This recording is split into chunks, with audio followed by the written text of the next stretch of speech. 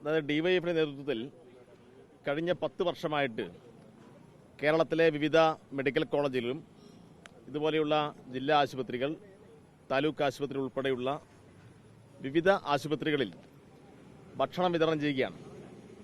നിങ്ങൾക്കെല്ലാം അറിയുന്നത് പോലെ ഈ ഭക്ഷണ വിതരണത്തിൽ ഒരു തലത്തിലുള്ള രാഷ്ട്രീയം കലർത്തലും ഇന്നുവരെ ഡിവൈഎഫ്ഐ നടത്തിയിട്ടില്ല.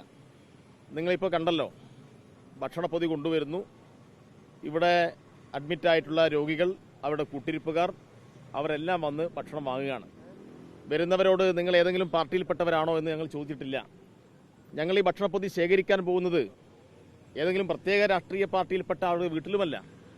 നമ്മുടെ നാട്ടിലെ എല്ലാ വീട്ടിലും കക്ഷിരാഷ്ട്രീയത്തിന് അതീതമായി എല്ലായിടത്തും ഡിവൈഎഫ്ഐ സഖാക്കൾ പോകുന്നു. അവരെല്ലാം സന്തോഷത്തോടുകൂടി ഭക്ഷണം പൊതിഞ്ഞു കൊടുക്കുകയാണ്. അപ്പോൾ ഡിവൈഎഫ്ഐയെ ഭക്ഷണം പൊതിഞ്ഞു കൊടുത്ത് ഏൽപ്പിച്ചാൽ അർഹരായവരുടെ കൈകളിൽ എത്തും എന്നുറപ്പ് ഈ നാടിനുണ്ട്. അതുകൊണ്ടാണ് കഴിഞ്ഞ 10 വർഷക്കാലം ഒരു ദിവസം പോലും മുടങ്ങാതെ ഞങ്ങൾക്ക് ഈ പദ്ധതി പൂർത്തീകരിക്കാൻ വേണ്ടി കഴിഞ്ഞത്. നിരവധി പ്രതിസന്ധികളുണ്ടായിരുന്നു. നിങ്ങൾക്കറിയാം, കോവിഡ് കാലഘട്ടം, ആളുകൾ പുറത്തിറങ്ങാൻ മടിച്ച ഒരു കാലഘട്ടമായിരുന്നു.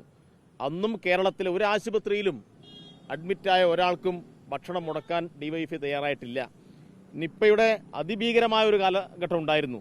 ആ ഭീതിതമായ ആ കാലത്തും ഭക്ഷണപ്പൊതി വിതരണം ചെയ്തു. പിന്നെ ഞങ്ങൾക്കുണ്ടായിട്ടുള്ള പ്രതിസന്ധി, ഇപ്പോൾ തൃശ്ശൂരിൽ ഞങ്ങളൊരു സഖാവ് കൊലയ്യപ്പെട്ടു. ആ കൊലയ്യപ്പെട്ട് തൃശ്ശൂർ മെഡിക്കൽ കോളേജിൽ ആ പോസ്റ്റ്മോർട്ടം ടേബിളിൽ സഖാവിൻ്റെ മൃതശരീരം കിടക്കുന്ന, ആ തണുത്ത് വിറച്ച് കിടക്കുന്ന സന്ദർഭത്തിലും അദ്ദേഹത്തിൻ്റെ സഹസഖാക്കൾ, അദ്ദേഹത്തിൻ്റെ സഹപ്രവർത്തകർ ഭക്ഷണപ്പൊതി ശേഖരിച്ച് ആ മെഡിക്കൽ കോളേജിൽ ഭക്ഷണം മുടക്കാതെ വിതരണം ചെയ്തു. സഖാവ് VS-ന്റെ ഭൗതിക ശരീരം ആലപ്പുഴ മെഡിക്കൽ കോളേജിൽ, ആലപ്പുഴയിൽ പൊതുദർശനം വെച്ച സന്ദർഭത്തിൽ അന്നും ആലപ്പുഴയിൽ മെഡിക്കൽ കോളേജിൽ ഡിവൈഎഫ്ഐ ഭക്ഷണ വിതരണം പൂർത്തീകരിച്ചിട്ടുണ്ട്.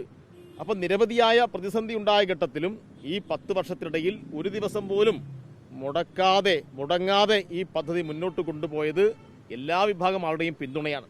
പിന്നെ ഇപ്പോൾ മുരളീധരൻ ആരോപിക്കുന്ന ആരോപണം, എനിക്കറിയില്ല എന്തിനാണ് അദ്ദേഹം ഈ കഴിഞ്ഞ കുറച്ച് ദിവസമായിട്ട് തുടർച്ചയായി ഈ പദ്ധതിയെ താറടിച്ച് കാണിക്കുക, ഈ പദ്ധതി ഒഴിവാക്കണം, ഇത് നിർത്തലാക്കും എന്നുള്ള ഒരു ധിക്കാരത്തിൻ്റെ ഭാഷയിൽ പലതരത്തിലുള്ള പ്രതികരണങ്ങൾ നടത്തിക്കൊണ്ടിരിക്കുകയാണ്.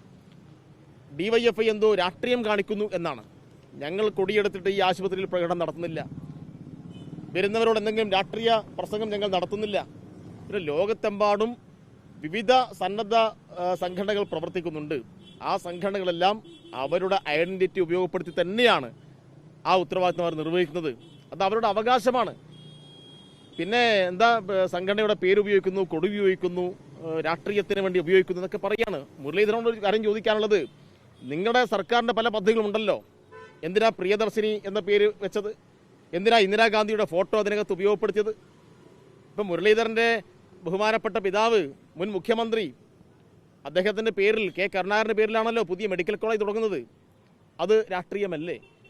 ഇവിടെ ഡിവൈഎഫ്ഐക്കാർ നാട്ടിൽ നിന്ന് പൊതിച്ചോറ് ശേഖരിച്ച് കൊണ്ടുവരുമ്പോൾ ആ വാഹനത്തിൽ ഒരു കൊടി കെട്ടുന്നതാണോ ഇവിടെ രാഷ്ട്രീയം? അപ്പോൾ ഇതെല്ലാം അങ്ങേയറ്റം ഹീനമായ, ഒരിക്കലും അംഗീകരിക്കാൻ കഴിയാത്ത ചില പ്രസ്താവനകളാണ്. ഇതിനോട് കേരളീയ സമൂഹം കക്ഷി രാഷ്ട്രീയത്തിന് അതീതമായി പ്രതികരിക്കണം എന്നാണ് ഞങ്ങൾക്ക് ആവശ്യപ്പെടാനുള്ളത്. അതുകൊണ്ട് യാതൊരു വിധത്തിലുള്ള രാഷ്ട്രീയ ഇടപെടലും ഇന്ന് വരെ നടത്തിയിട്ടില്ല. ഞങ്ങൾ ഇന്നലെ വരെ നടത്തിയതുപോലെ, ഇന്ന് നടത്തിയതുപോലെ നാളെയും കേരളത്തിൽ എവിടെയെല്ലാമാണ് ഡിവൈഎഫ്ഐ ഭക്ഷണം വിതരണം ചെയ്യുന്നത് അവിടെയെല്ലാം ഭക്ഷണം വിതരണം ചെയ്യും. കൊടി ഉപയോഗിക്കും. ഒരു മുരളീധരനും ഒരു മന്ത്രിക്കും അത് തടയാൻ വേണ്ടി കഴിയില്ല. ഞങ്ങൾ അതിനോട് കൂടെ ചേർത്ത് പറയാം, ഞങ്ങൾ ഈ ഭക്ഷണത്തിൽ ഒരു രാഷ്ട്രീയവും കലർത്തിയിട്ടില്ല. ഭക്ഷണത്തിൽ രാഷ്ട്രീയം കലർത്തിയത്, ഈ വിശപ്പിൽ രാഷ്ട്രീയം കലർത്തിയത് മന്ത്രി മുരളീധരനാണ്. UDF-ന്റെ ഭാഗമായി വിജയിച്ചിട്ടുള്ള MLA G സുധാകരനാണ്. കോൺഗ്രസിൻ്റെ ഒരുപറ്റം സൈബർ കൂട്ടങ്ങളാണ്. ഞങ്ങളല്ല ഇതിനകത്ത് രാഷ്ട്രീയം കലർത്തിയത് എന്നാണ് അദ്ദേഹത്തോട് ഉറപ്പെടുത്താനുള്ളത്.